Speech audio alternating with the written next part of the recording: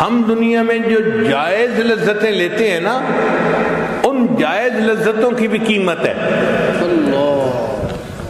اب ایک بندے نے عیش کی زندگی گزاری، امیر بندہ تھا، اور ایک بندے نے غربت کی زندگی گزاری۔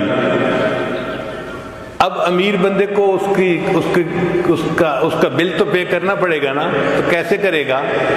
ضبط قبر کی وجہ سے پیش کرے گا۔ غریب آدمی کو کم پیش آئے گا اور امیر آدمی کو زیادہ پیش آئے گا۔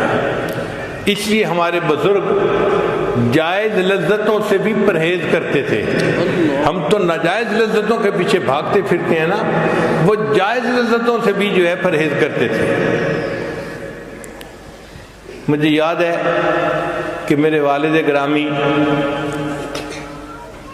کھانا کھانے کے لیے جب بیٹھتے تھے، میں 2-3 سال کی عمر کا چھوٹا بچہ تھا، ساتھ بیٹھتا تھا، تو ابو ایک لقمہ سالن میں لے کر منہ میں ڈالتے اور گلاس پانی کا پڑا ہوتا تھا، اٹھا کر ایک گھونٹ سالن میں ڈال دیتے تھے۔ مجھے سمجھ نہیں آتی تھی بات، میں پوچھتا تھا ابو اتنا مزیدار سالن امی نے بنایا اور آپ نے اس میں ایک گھونٹ پانی ڈال کے اس کو بے مزہ کر دیا۔ تو ابو اس کا جواب نہیں دیتے تھے، اتنا کہتے تھے تم اپنا کام کرو، میرے سے یہ باتیں نہ پوچھو۔ پوری زندگی انہوں نے کچھ نہیں بتایا۔